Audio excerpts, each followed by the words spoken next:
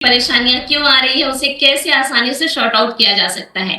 तो आप लोगों के वर्चुअल क्लास के साथ और वाइब्स के साथ में इनवाइट करना चाहूंगी हमारे प्राइम टाइम के लिए, आज के हेल्थ टॉपिक के लिए हमारी senior wellness coach Hema ma'am को। Welcome ma'am and over to you. नमस्ते सभी को, good morning. Good morning. Radhe Radhe. कैसे हैं सब लोग? वाह वाह, वी का साइन बनाएंगे जब भी अच्छे हैं तो। वाह, सभी अच्छे हैं। नमस्ते नमस्ते नमस्ते सभी को। मेरा नाम हेमा पटेल है, मैं रायगढ़ से हूँ। सभी लोग पहले तो अपने लिए क्लैपिंग करेंगे, ये बहुत ज़रूरी है। अपने आप को तारीफ करना, अपना अप्रिशिएट करना बहुत ज़्यादा ज़रूरी है ना, क्योंकि हमने उठ के इतना अच्छा एक्सरसाइज किया है और अपने माइंड और शरीर दोनों को रिचार्ज कर लिया है ना। तो मैं रायगढ़ से हूँ, बाय प्रोफेशन बायोलॉजी टीचर हूँ, लेकिन मैं भी कम्युनिटी में आने से पहले अपनी सेहत को ठीक नहीं रख पाती थी, क्योंकि बहुत सारी चीज़ों के बारे में पता नहीं था। क्या खाना है, कैसे खाना है, कितना पानी पीना है, कौन सी चीज़ें हमारे शरीर के लिए सही हैं, कौन सी चीज़ें नहीं हैं, ये नहीं पता था। और इस वजह से मुझे बहुत ज़्यादा दिक्कत होती थी। गैस और एसिडिटी का सीवियर प्रॉब्लम था, सिर दर्द होता था, हाथ पैर में दर्द रहता था, 4 सीढ़ियाँ नहीं चढ़ पाती थी क्योंकि थक जाती थी, हमेशा मांसपेशियों में दर्द रहता था, कुछ भी बाहर का खा नहीं सकती, कहीं ट्रैवलिंग करूं तो सिर दर्द देता था, और हेमोग्लोबिन भी कम रहता था, उसके लिए इंजेक्शन्स लगवाने पड़ते थे। धीरे धीरे शरीर इतना कमज़ोर होते गया, धीरे धीरे हालत इतनी ख़राब होती गई कि जो गैस और एसिडिटी था वो गैस्ट्रिक अटैक में बदल गया। और जब अटैक आता था तो डॉक्टर को घर पे बुलाना पड़ता था, और वो जब इंजेक्शन लगाता था तब मैं ठीक होती थी। बहुत बुरा हाल चल रहा था, ऐसा लगता था कि पता नहीं अगला अटैक आएगा और मरेंगे कि जिएंगे, है ना। फिर जब मैं अपने कोच से मिली, उन्होंने बताया कि ये सब कुछ प्रॉब्लम नहीं है, लाइफस्टाइल को ठीक करो, अच्छा खान पान करो, सब ठीक हो जाएगा। मुझे तो आश्चर्य लगा कि ऐसा भी कुछ होता है क्या। मैं तो बायोलॉजी स्टूडेंट हूँ, मुझे सब पता है, लेकिन मुझे अंगों के बारे में तो पता था, लेकिन अंगों को कैसे पोषण देना है उसके बारे में पता नहीं था, है ना। तो इस वजह से मैं परेशान रहती थी। जब उनके कहे के अनुसार मैंने खान पान चेंज किया, अपनी लाइफस्टाइल को बदला, धीरे धीरे सब कुछ न्यूट्रिशन ऐड किया, जैसा उन्होंने बताया वैसे करते गई, तो आज हेल्दी हैप्पी फील करती हूँ। गैस एसिडिटी का कोई दिक्कत नहीं है, सिर दर्द नहीं होता, हर जगह इंजॉय करती हूँ, बाहर जाती हूँ, ट्रैवलिंग करती हूँ, अपना लगेज लेके खुद चलती हूँ, और अभी हीमोग्लोबिन लेवल भी एकदम बढ़िया रहता है। उसके लिए मुझे कोई इंजेक्शन लगवाना नहीं पड़ता है, नहीं तो मेरे 2 कमर तो सूजे ही रहते थे हमेशा, क्योंकि हर अल्टरनेट डेज में मुझे हर चौथे महीने में क्या लगता था, 10-10 इंजेक्शन्स लगते थे ब्लड बढ़ाने के लिए। आज वो कोई भी प्रॉब्लम नहीं है। तो थैंक यू मेरे कोच को और इस कम्युनिटी को, जिनका रिजल्ट देख देख के मैं मोटिवेट हुई और आज मुझे ये इतना अच्छा रिजल्ट आया है। तो थैंक यू एवरीवन, मुझे मौका देने के लिए कि मैं आप लोगों को कुछ और बता सकूं, है ना। तो आज से हम एक नई सीरीज़ चालू करने वाले हैं, जिसमें हम सीखेंगे नो योर बॉडी, अपने शरीर को जानिए। क्या होता है ना, आप कई बार तो खाना पीना, क्या खाना है, कैसे खाना है ये जानते हैं, लेकिन कौन से शरीर के लिए कैसा खाना चाहिए ये नहीं जानते हैं। या फिर ये होता है कि अपने शरीर को तो जानते हैं, लेकिन क्या खाना है ये नहीं जानते। तो हम जब अपने शरीर को जान जाएंगे पूरा, तो उसको कैसे पोषण दें ये तो हमें पता ही है। जब हम कम्युनिटी में हैं तो हमें पता ही है। तो आज से हमारा एक सीरीज चलेगा, नो योर बॉडी, अपने शरीर को जानिए। ठीक है, तो चलिए अपने शरीर को जानते हैं, जिसमें इतने दिन रहते हैं, है ना, इतने दिन से है हम, हमारी जो भी उम्र है, और इससे इतना 24 घंटे काम लेते हैं। तो इसकी रचना कैसे हुई है, ये बना कैसे है, किन चीज़ों से बना है, और उसको हम कैसे ठीक रख सकते हैं। जब ये जानेंगे ना तो हम बहुत अच्छे से अपने शरीर का देखभाल कर पाएंगे। और उससे क्या होगा, ये जो हमारा मशीन है, बहुत फाइन मशीन जिसमें हम चलते हैं, सारा काम करते हैं, वो और भी अच्छा चलेगा और हमें कोई तकलीफ़ नहीं देगा। और कुछ तकलीफ़ आएगी भी तो हम उसको खुद से ठीक कर पाएंगे, क्योंकि जब आप अपने मशीन के बारे में जानते हैं ना तो उसको कैसे ठीक करना है ये भी जानते हैं। जैसे मुझे याद है कि जब हम लोग सिलाई मशीन चलाते थे, तो शुरू में जब सिलाई मशीन सीखा था तो धागा टूट जाता था, या फिर बॉबिन केस में धागा फंस जाता था, तो हमें निकालना नहीं आता था और कितनी परेशानी होती थी। उसी की वजह से काम अटक जाता था और किसी को ढूंढते रहते थे कि कोई उसको निकाल के देगा। फिर जब सीख गए कि कैसे धागा फंस जाता है तो निकालते हैं, कैसे बॉबिन केस बदलते हैं, कैसे ऑयलिंग करते हैं, पट्टा टूट जाएगा तो कैसे लगाते हैं, ये जब समझ गए ना तो कितना आसान हो गया। जब भी कुछ होता था तो खुद से ठीक कर लेते थे। तभी वैसे ही है, जैसे रेडियो है, पहले रेडियो आता था, वो घर घर करके अटक जाता था, और जिसको वो बनाना आता था पता उसकी कितनी पूछ परख होती थी और कितना मज़ा आता था कि कोई बिगड़ी हुई चीज़ को बना ले रहा है। तो सेम ऐसे ही हमारा शरीर भी एक बहुत फाइन मशीन है, गॉड के द्वारा बनाया गया। तो इस मशीन को जब आप समझ जाते हैं ना, तो इसके प्रॉब्लम्स को कैसे ठीक करना है उसको भी समझ जाते हैं। तो इसीलिए इस मशीन को आपको बहुत अच्छे तरीके से समझना बहुत ज़रूरी है। तो आज हम वही ट्राई करेंगे जितना हम कर पाते हैं, है ना। तो आज हम जानेंगे मानव शरीर के तंत्र। देखिए, हमारा एक जो शरीर होता है वो अलग अलग तंत्रों से मिलकर के बना होता है। जैसे डाइजेस्टिव सिस्टम है, रेस्पिरेटरी सिस्टम है, जो डाइजेशन करता है, पचाता है खाने को, जो सांस लेते हैं उसका अलग सिस्टम है, जो सूचनाओं को पहुंचाता है उसका अलग सिस्टम है ना, जो रक्त का प्रवाह करता है उसका अलग सिस्टम है। तो इस तरह से क्या होता है, शरीर के अलग अलग तंत्र। स्क्रीन शेयरिंग नहीं आ पा रहा है। एक मिनट सर, देखिए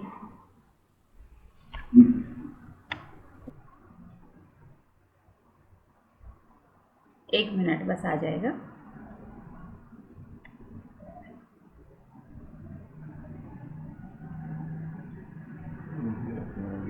अभी आया क्या? यस। तो ये देखिए, इस तरह से आपको ये जो सारे तंत्र होते हैं आपके अलग अलग सिस्टम होते हैं, आपके शरीर के अलग अलग तंत्र होते हैं। इसको और अधिक डिटेल से जानने के लिए हमें इसके आगे जाना होगा। तो एक मिनट ना, ये देखिए कैसे शरीर के अंदर, मानव शरीर के तंत्र, शरीर के भीतर कुछ अंगों के समूह होते हैं, है ना, जो एक दूसरे से जुड़े हुए रहते हैं और एक दूसरे पर निर्भर रहते हैं। एक अंग अगर अच्छे से काम नहीं किया तो दूसरा भी नहीं करेगा, एक अंग अगर अच्छे से काम किया तो दूसरा भी करेगा। ये एक साथ मिलकर सामूहिक रूप से काम करते हैं, तो इसीलिए इनको एक तंत्र कहते हैं। ठीक है, बहुत सारे अंग मिलकर के एक तंत्र, एक सिस्टम बना लेते हैं और उसको हम कहते हैं अंग तंत्र। जैसे ये देखिए, आपके शरीर में बहुत सारे अंग होते हैं। फेफड़ा होता है, हार्ट होता है, लिवर होता है, बड़ी आंत, छोटी आंत, आपने बहुत सारे नाम सुने होंगे बचपन में, है ना। किडनी होता है, स्टमक होता है, ब्रेन होता है ना। तो ये अलग अलग अंग हैं आपके शरीर में।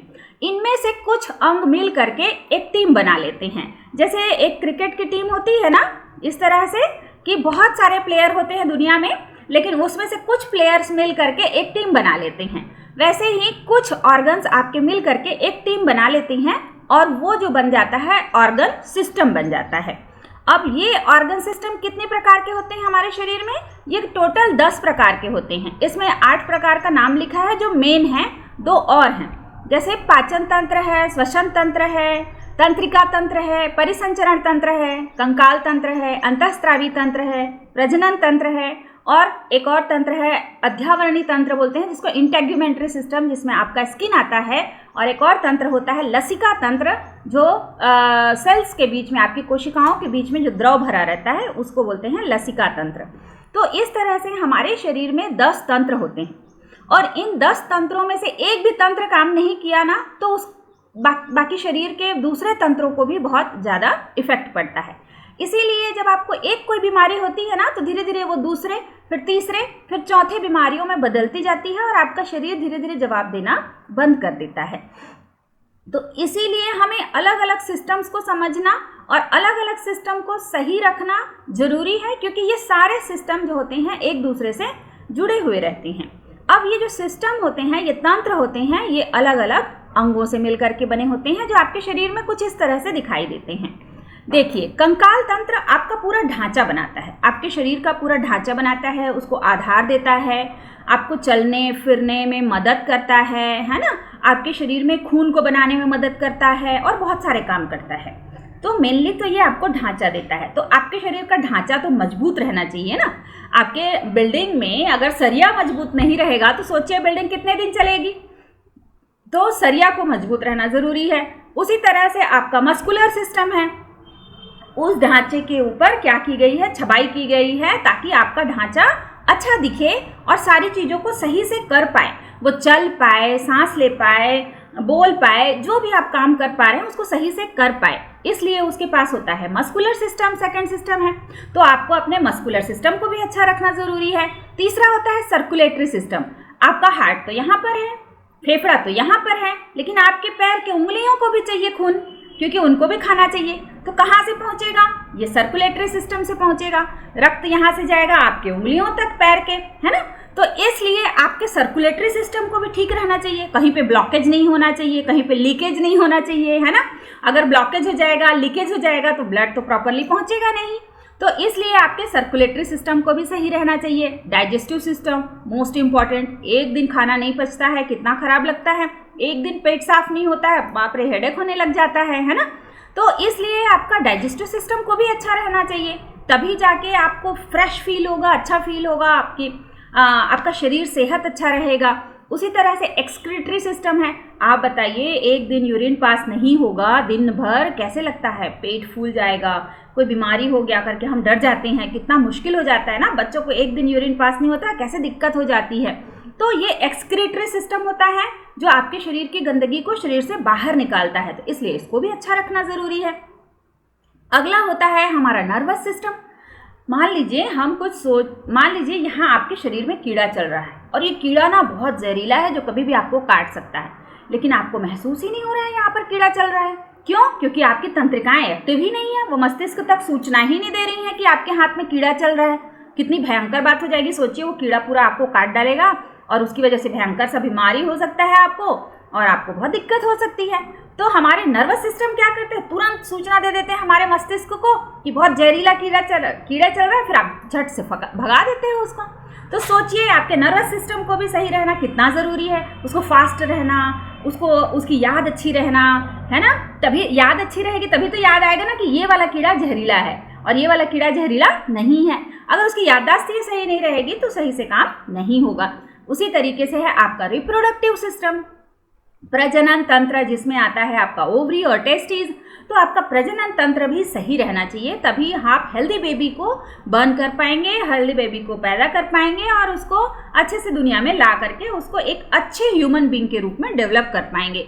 अगर आपका ही प्रजनन तंत्र सही नहीं रहेगा, अगर किसी का ही प्रजनन तंत्र सही नहीं रहेगा, तो एक हेल्दी बेबी को कैसे पैदा कर पाएगा। और जब आप हेल्दी बेबी आपका नहीं होगा तो आपको पूरे जीवन भर फिर उसके लिए परेशान होना पड़ता है और उसको खुद को भी परेशान होना पड़ता है। देखिए, अगर किसी के अंग नहीं होंगे, किसी के अंग प्रॉपर्ली काम नहीं कर रहे होंगे, है ना, तो कितना परेशानी हो जाता है। तो इसलिए एक ह्यूमन के रिप्रोडक्टिव सिस्टम को, उसके प्रजनन तंत्र को भी उतना ही हेल्दी होना बहुत ज़रूरी है। अगला तंत्र होता है हमारा इम्यून सिस्टम। अभी कोरोना में तो भाई इसके ही जलवे थे, है ना। सब लोग इम्यून सिस्टम, बाप रे, ऐसे तो इम्यूनिटी रटी हुई थी, पता नहीं ये कोई चॉकलेट का नाम है, ऐसे लगता था कि इम्यूनिटी खा लो और बढ़ जाए, है ना। तो इम्यूनिटी क्या करता है, आपके शरीर में कोई भी बीमारी आती है ना तो उसको भगा देता है मार के, यानी ये आपके सुरक्षा तंत्र है। जैसे बॉर्डर पे सैनिक होते हैं, वैसे ही आपके शरीर के ये सैनिक हैं। जब भी कोई रोग, कोई व्याधि आपके अंदर आने लगती है, बाहर वाली ना, आपके शरीर से बाहर वाला कोई भी दुश्मन आने लगता है, तो ये इम्यून सिस्टम उसको मार के भगा देता है। तो इसलिए ये जो सैनिक हैं, इनको अच्छा, स्ट्रॉन्ग, मजबूत और इनके हाथों में अच्छे हथियार होना ज़रूरी है। नहीं होगा तो क्या होगा, बाहर से जो भी आएगा, कीटाणु, जीवाणु, रोगाणु, उसको ये सही से मार नहीं पाएंगे और वो आपके अंदर, शरीर के अंदर चला जाएगा और अलग अलग तरह की बीमारियां आपके शरीर के अंदर पैदा कर देगा। तो इसलिए आपके इम्यून सिस्टम को भी सही रखना बहुत ज़रूरी है। अगला होता है आपका एंडोक्राइन सिस्टम। आपने देखा होगा कई लोगों को थायराइड होता है, पीसीओडी हो जाता है, शुगर हो जाता है। ये क्या है? ये अंतःस्रावी तंत्र की गड़बड़ी है। अंतःस्रावी तंत्र यानी हार्मोनल सिस्टम, जो हार्मोन निकलता है आपके शरीर में। हार्मोनल सिस्टम, अंतःस्रावी तंत्र कहाँ कहाँ पर होता है? आपके माइंड में होता है, पिट्यूटरी ग्लैंड कहते हैं उसको, वो पूरा सिक्रेट करता है। फिर यहाँ गले में होता है थायराइड ग्लैंड, फिर यहाँ छाती में होता है थाइमस ग्लैंड, फिर यहाँ पर होता है लिवर, एक ग्लैंड की तरह काम करता है, पैंक्रियाज एक ग्लैंड की तरह काम करता है, आपके रिप्रोडक्टिव ऑर्गन वो भी एक ग्लैंड की तरह काम करते हैं, एक ग्रंथि की तरह काम करते हैं और उन ग्रंथियों से अलग अलग तरह के हार्मोन निकलते हैं और ये अलग अलग तरह के हार्मोन आपके शरीर की अलग अलग क्रियाओं को रेगुलेट करते हैं, मतलब उनको सही करने का काम करते हैं। ना तो उनको बहुत तेज गति से होने देते हैं और ना ही बहुत धीमी गति से होने देते हैं। जिस गति से उनको जाना है उसी गति से उसको करने में मदद करते हैं। तो सोचिए इन अंतःस्रावी ग्रंथियों को सही रखना कितना ज़रूरी है। और इसीलिए तो अगर किसी की थायराइड ग्रंथि काम नहीं करती तो उसको थायराइड हो जाता है। अब देखो थायराइड होता है तो कितनी सारी प्रॉब्लम्स हो जाती है। इंसान मोटा होने लगता है, उसकी याददाश्त जाने लगती है, उसके बाल झड़ने लगते हैं, उसके हाथों पैरों में दर्द होने लगता है। यहाँ तक कि जब ज़्यादा सीवियर हो जाता है तो वो कंसीव करने में, बच्चे होने में भी दिक्कत होने लगती है, यानी रिप्रोडक्टिव ऑर्गन भी खराब हो जाता है इसकी वजह से, है ना। तो इसलिए आपके थायराइड ग्लैंड को अच्छा रखना ज़रूरी है। उसी तरह सोचिए आपका पैंक्रियास इंसुलिन हार्मोन देता है, अगर वो प्रॉपर इंसुलिन हार्मोन ना दे या फिर उसमें से इंसुलिन हार्मोन निकल रहा है उसकी क्वालिटी अच्छी ना हो तो क्या हो जाता है, आपको शुगर हो जाता है। अब शुगर होगा कितना परेशानी, शुगर के डर से बाप रे ज़्यादा हो जाएगा शुगर तो आंखें दिखना बंद, कान सुनाना बंद, किडनी काम करना बंद, ब्रेन काम करना बंद। सोचिए कितना ही परेशानी हो जाता है। एक छोटी सी ग्रंथि है जो बिगड़ गई इस वजह से। तो इसलिए इस एंडोक्राइन सिस्टम को भी सही रखना बहुत ज़्यादा ज़रूरी है, इन ग्रंथियों को भी सही रखना ज़रूरी है। अगला है हमारा रेस्पिरेटरी सिस्टम, सांस लेते हैं और सांस छोड़ते हैं। कितना इजी है, सांस लो छोड़ो, ऑक्सीजन शरीर के अंदर चला गया। लेकिन अगर वही जो फेफड़ा है हमारा वो फूल रहा है, सिकुड़ रहा है, फूल रहा है, सिकुड़ रहा है, एक बार ऐसा हुआ कि फूला और सिकुड़ा नहीं, सिकुड़ा और फूला नहीं, हमारी तो सांस ही अटक जाएगी, मर जाएंगे जैसा लगेगा। देखना ना कोई गला दबा देता है और सांस अंदर नहीं जाती है तो कैसे लगता है ना। तो सोचिए कि ये छोटा सा ऑर्गन, ये छोटा सा सिस्टम अगर सही से काम नहीं किया तो हमारी जान पे कैसे बनाती है ना। तो इसीलिए हमारे फेफड़े को भी, हमारी ये सांस की नली को भी, हमारे नाक को भी, सबको भी क्या रखना जरूरी है, हेल्दी रखना जरूरी है, स्वस्थ रखना जरूरी है, ताकि जो हम सांस लें तो फटाक से फूल जाए, जब हम छोड़ रहे हैं तो फटाक से नीचे हो जाए और फटाक से वो ना अपने हार्ट से, अपने अंदर से ऑक्सीजन को हमारे ब्लड में छोड़ दे। अब देखिए जा रहा है सांस अंदर तो जा रहा है, पर वो ऑक्सीजन को ब्लड में डाल ही नहीं रहा है। अब ब्लड में आपके ऑक्सीजन जाएगा ही नहीं तो आपके शरीर के अंदर के अंगों में कैसे पहुंचेगा। तो इसलिए आपके ये रेस्पिरेटरी सिस्टम को भी सही रखना बहुत ज़रूरी है। अब हम समझ गए हैं यहाँ पर कि हमारे सारे सिस्टम कितने इंपॉर्टेंट हैं और ये सारे सिस्टम एक दूसरे से जुड़े रहते हैं। अगर एक सिस्टम खराब होगा तो दूसरे सिस्टम को खराब होने से कोई भी नहीं रोक सकता। तो इसीलिए हमें इंडिविजुअल हर सिस्टम को भी अच्छा रखना है ताकि हमारी होल बॉडी भी सही रह सके। तो अब इन सिस्टम को अच्छा रखने के लिए हमें क्या समझना है कि ये जो होते हैं सिस्टम जो होते हैं हमारे, वो अलग अलग ऊतकों से मिल करके बने होते हैं। अब देखिए आप एक घड़ा लेकर के आते हैं, वो किससे बना होता है, मिट्टी से, है ना। आप एक खिलौना लेके आते हैं, वो किससे बना होता है, प्लास्टिक से। आप एक ड्रेस लेके आते हैं, वो किससे बना होता है, कपड़े से। तो अलग अलग मटेरियल होता है। सेम वैसे ही हमारे शरीर के अलग अलग ऑर्गन सिस्टम अलग अलग ऊतकों से बने होते हैं और ये ऊतक कुल 4 प्रकार के होते हैं। कनेक्टिव टिश्यू जो एक दूसरे को जोड़ते हैं, एपिथेलियल टिश्यू जो ऊपर बनाते हैं, मसल टिश्यू जो अंदर बनाते हैं, नर्वस टिश्यू जो सूचनाओं को पहुंचाते हैं। तो इस तरह से ये अलग अलग टिश्यूज से मिल करके बने होते हैं। अब ये जो अलग अलग टिश्यू होते हैं वो अलग अलग सेल से मिल करके बने होते हैं। जैसे अगर आप ईंट बनाएंगे तो उसमें रेती के छोटे छोटे कण होंगे, मिट्टी के छोटे छोटे कण होंगे, है ना। तो वैसे ही अगर आपका बॉडी बनता है, उसका सबसे छोटा वाला कण जो होता है वो होता है सेल। और ये सेल, कोशिका, वो भी अलग अलग टाइप की होती है। जैसे आपके नर्वस सेल्स होते हैं जो सूचनाओं को पहुंचाते हैं, आपके मसल सेल्स होते हैं जो मांसपेशियां बनाते हैं, ब्लड सेल्स होते हैं जो रक्त बनाते हैं, आपके बोन सेल्स होते हैं जो हड्डियां बनाते हैं, है ना। स्टेम सेल्स होते हैं जो आपके सेक्स सेल्स को, इम्यून सेल्स को और एपिथेलियल सेल्स को बनाते हैं। इन तीनों को मिलाकर के स्टेम सेल्स कहा जाता है। आपके फैट सेल्स होते हैं जो आपको शरीर को फैटी बना देते हैं और जब आप फैटी हो जाते हो ना तो यही फैट सेल आपके शरीर में बढ़ जाते हैं, ठीक है। तो इस तरह से ये अलग अलग सेल होते हैं। अब ये मैं क्यों बता रही हूँ कि ये अलग अलग सेल होते हैं, क्योंकि सर वो हमारा खाना वो ला देना तो न्यूट्रिशन कुछ भी फार्मूला 1 मिनट 2 टाइम कुछ भी। तो ये जो हमारे अलग अलग सेल हैं, एक मिनट ना, मैं कहाँ थी, ये ना गायब हो गया। ये यहाँ से गायब हो गया। तो ये जो हमारे अलग अलग सेल हैं, आपने देखा सेल्स को निकाल दीजिए, उनको खाना देने का काम करता है ये हमारा सेलुलर न्यूट्रिशन। आपने देखा होगा, आप इसके बारे में सर्च करिएगा, इसके बारे में पूछिएगा गूगल से कि ये कौन सा न्यूट्रिशन देता है, तो ये देता है आपको, एक मिनट, हाँ, सेलुलर न्यूट्रिशन। अब सेलुलर न्यूट्रिशन क्या होता है? ये जो आपके अलग अलग सेल हैं ना, इनको जो चाहिए वो दे देता है ये। तो इनको जो चाहिए वो दे देगा, तो ये जो अपने शरीर में इनको जो बनाना है वो बना लेते हैं, है ना। जैसे आपको आलू की सब्जी बनानी है, क्या चाहिए रहेगा? आलू चाहिए रहेगा, नमक चाहिए रहेगा, हल्दी चाहिए रहेगा, है ना, और कुछ चीज़ें चाहिए रहेंगी। अगर आपके पास वो सारी चीज़ें हैं तो आपकी बढ़िया आलू की सब्जी बनेगी, उसमें से बढ़िया टेस्ट आएगा और आपको खाओगे तो मज़ा आएगा। लेकिन अगर सोचिए वहीं पर नमक नहीं है, या हल्दी नहीं है, या मसाला नहीं है, या ऑयल भी नहीं है, या पैन नहीं है, कोई भी एक चीज़ आपके शरीर के अंदर नहीं है, तो क्या अच्छी आलू की सब्जी बन पाएगी? नहीं ना। कोई भी एक चीज़ नहीं है तो अच्छी आलू की सब्जी नहीं बन पाएगी। और बनाना भी है तो आपको तरीका चेंज करना पड़ेगा, है ना। तो सेम वैसे ही हमारे सेल्स करते हैं, हमारी कोशिकाएं करती हैं। अगर उनको सारी चीज़ें सही से दे दिया जाए तो हमारे शरीर को जो जो चीज़ें चाहिए वो खुद से ही बना लेते हैं, और अगर नहीं दिया जाए तो वो नहीं बनाते हैं या फिर अपने बनाने का तरीका चेंज कर देते हैं।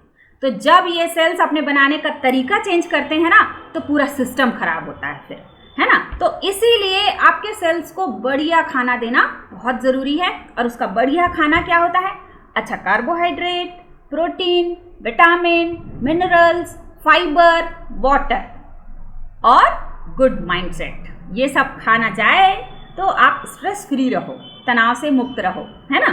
तो ये सारी चीज़ें आपको चाहिए रहती हैं। और जब आप कम्युनिटी में आते हो तो यही सारी चीज़ें आपको मिलती हैं।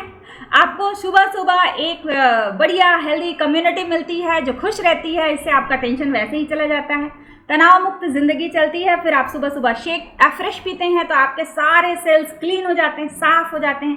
फिर आप शेक पीते हो तो ये जो protein, vitamin, mineral, fibre, carbohydrate जो मैंने बोला वो सब सही मात्रा में साइंटिस्ट के द्वारा बनाया हुआ आपका एक अच्छा हेल्दी खाना आपके बॉडी के अंदर चला जाता है। तो आपके सारे सेल्स कितने खुश होते हैं कि वाह, हमें जो चाहिए वो मिल गया। अब धीरे धीरे वो क्या होने लगते हैं, जो उनको चाहिए वो बनाने लगते हैं, और धीरे धीरे आपके शरीर की जो प्रॉब्लम है वो ठीक होने लगती है। और आपने ये महसूस भी किया होगा, जैसे जैसे न्यूट्रिशन आपके बॉडी के अंदर जाता है वैसे वैसे आप पहले से बेटर फील करते हैं। उसी तरीके से देखिए, इस एक डब्बे में हम सारा न्यूट्रिशन नहीं डाल सकते, कुछ चीज़ें बच जाती हैं तो उनको हम क्या करते हैं, टैबलेट फॉर्म में दे देते हैं। जैसे कि सारे विटामिन हम इसके अंदर नहीं डाल सकते, नहीं तो इसका स्वाद कड़वा हो जाएगा और फिर हम पी नहीं पाएंगे। अब पी नहीं पाएंगे तो हमारा पेट भरेगा नहीं, तो इसलिए उन विटामिन को क्या कर दिया हमने, मल्टीविटामिन के रूप में अलग कर दिया, ताकि आप उसको गोली के रूप में खा लो और वो पेट के अंदर चला जाए। जैसे कि आप नीम का पाउडर आपको खाना रहता है तो चबा चबा के थोड़ी ना खाते हो, नीम का पाउडर का गोली बना लेते हो, निगल जाते हो। सेम ऐसे ही कुछ विटामिन को आपको अंदर रख दिया गया है गोली के रूप में, तो उसको आप खा लोगे। तो जब आप शेक पीते हो, फ्रेश पीते हो और मल्टीविटामिन खाते हो तो सारे विटामिन आपके मिल जाते हैं। अब क्या होता है, ये तो बेसिक रिक्वायरमेंट है, अलग अलग अंगों की अलग अलग रिक्वायरमेंट होती है। जैसे बोन सेल्स कैल्शियम से बनते हैं तो कैल्शियम चाहिए, नर्वस सेल्स गुड फैट से बनते हैं, ओमेगा 3 चाहिए, रिप्रोडक्टिव सेल्स को बनाने के लिए हमारे पास मेल फैक्टर, वुमेन्स चॉइस है ना। उसी तरीके से अलग अलग ऑर्गन्स को सही रखने के लिए हमारे पास सेल एक्टिवेटर है, हमारे स्किन को सही रखने के लिए स्किन बूस्टर है, और रिजुवेंट और चमकदार बनाने के लिए स्किन है ना। तो इसीलिए हमारे ब्रेन सेल्स को अच्छा रखने के लिए ब्रेन हेल्थ है, गट को अच्छा रखने के लिए प्रोबायोटिक है। तो अब अलग अलग चीज़ों को रखने के लिए हमारे पास अलग अलग चीज़ें हैं। तो आपको जो भी आपके शरीर का जो भी तंत्र या जो भी पार्ट गड़बड़ लग रहा है उसके लिए आप सप्लीमेंट ले लीजिए, तो क्या हो जाएगा, ओवरऑल आपका शरीर तो अच्छा होगा ही होगा, वो अलग से पार्ट जो है जो आपका साथ नहीं दे रहा है, जो स्लो चल रहा है, वो भी लाइन पे आ जाएगा और आपका शरीर जो है पहले जैसा गॉड ने बना के दिया था आपको वैसा ही फिर से चलने लगता है। तो यही था आज का मेरा टॉपिक। अब क्या करेंगे हम, अगले मंडे से अलग अलग सिस्टम्स को समझेंगे अलग से, कि वो सिस्टम्स किन अंगों से बने रहती हैं, कैसे उनको पोषण देना है और उनके लिए कौन से न्यूट्रिशन बहुत सही हैं, कैसे उनको चलाना चाहिए, है ना, कैसे उनको ठीक रखना चाहिए, ये सब हम सीखेंगे। तो थैंक यू एवरीवन, मेरा पार्ट यहीं तक था। अगर इससे रिलेटेड आपको कोई क्वेश्चन पूछना है तो आप पूछ सकते हैं।